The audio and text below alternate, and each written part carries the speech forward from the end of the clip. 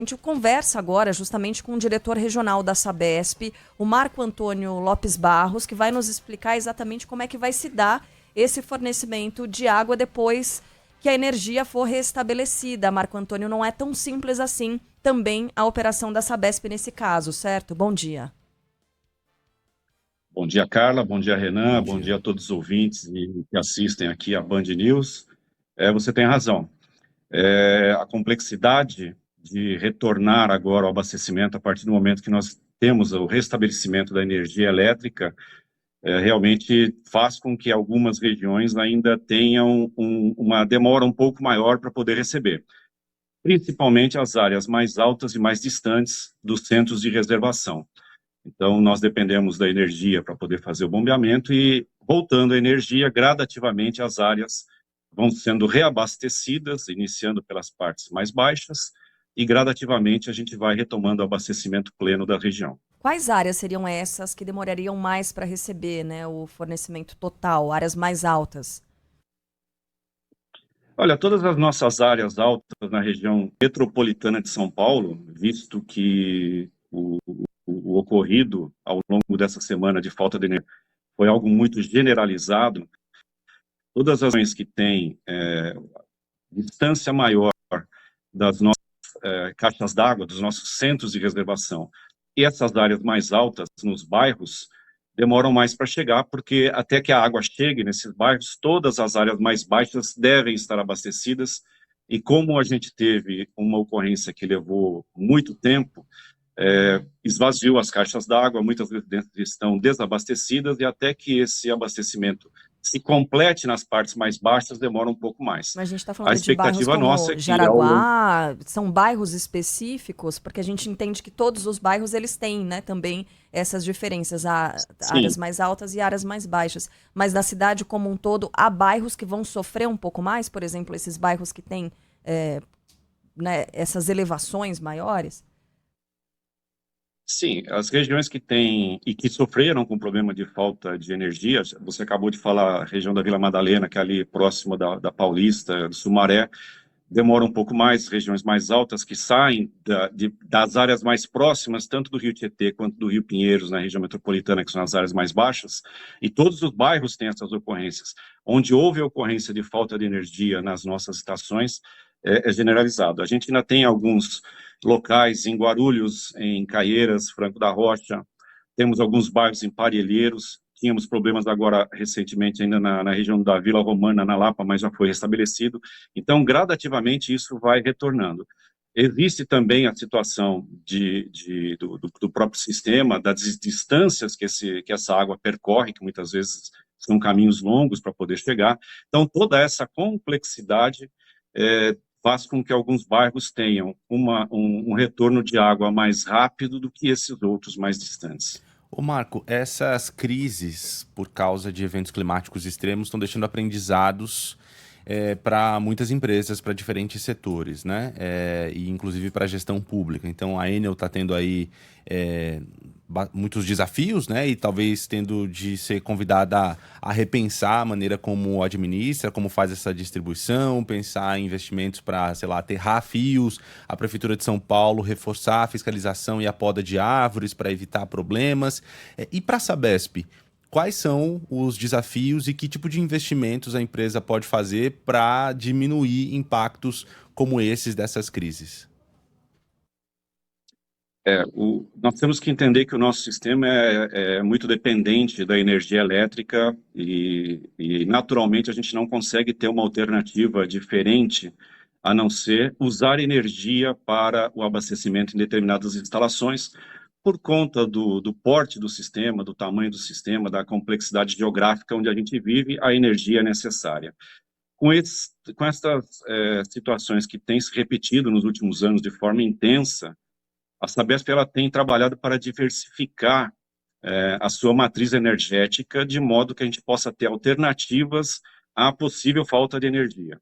Então, nós temos investido muito na aquisição de geradores móveis que a gente possa atender de modo flexível as faltas de energia dentro das nossas instalações e a gente vai trabalhando com esses geradores conforme ocorrem os problemas. Isso a gente tem feito nos últimos anos de forma intensa e continuamos fazendo com novos investimentos.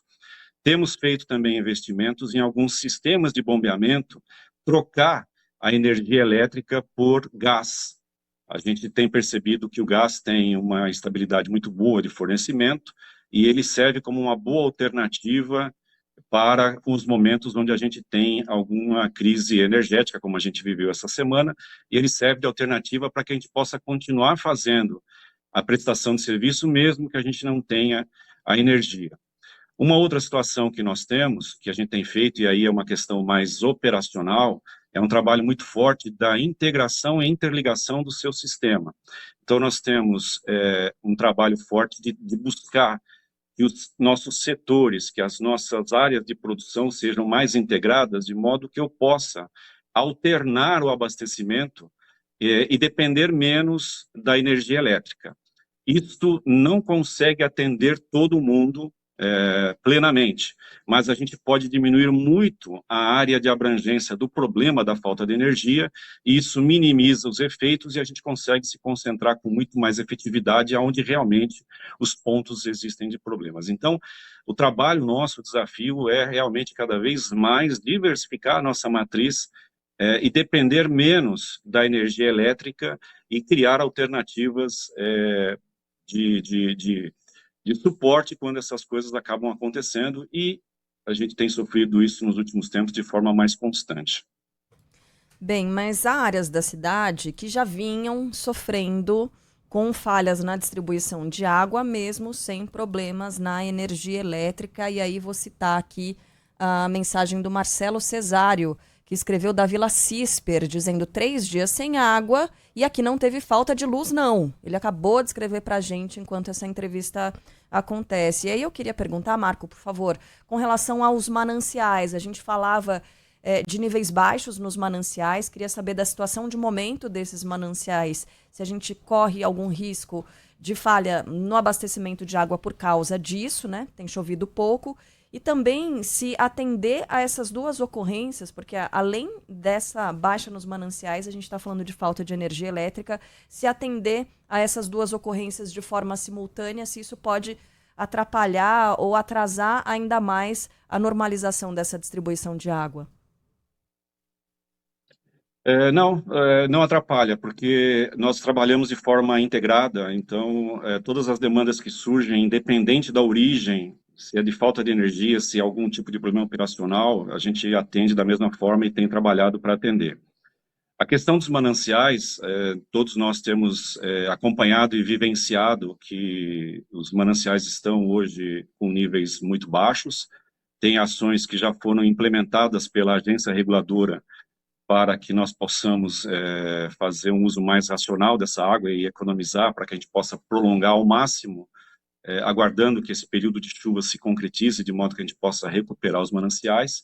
Então, nós já temos trabalhado de forma ativa nos últimos tempos, então, isso já tem provocado alguns benefícios na questão da manutenção dos níveis reservatórios, isso já tem percebido.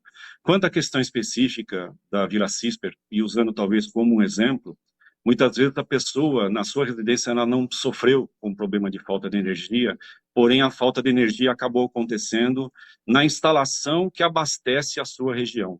E isso acaba provocando e gerando a falta d'água de modo consequente.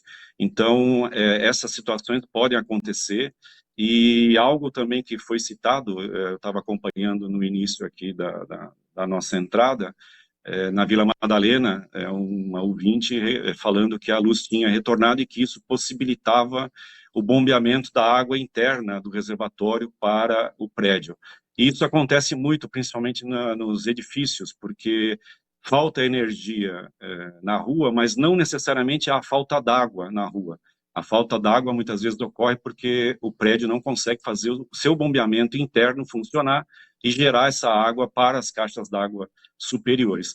Então, são vários fatores que acabam se conectando nesse momento e que acabam afetando. Agora, todas as reclamações dos clientes, todas a gente vai, acompanha e verifica quais são os motivos, que muitas vezes elas podem não estar necessariamente relacionadas ao abastecimento e pode ser um problema operacional, pode ser relacionado a um vazamento, algum problema no próprio ramal do cliente. Então, todas elas a gente acaba acompanhando e verificando para que possamos retomar o abastecimento.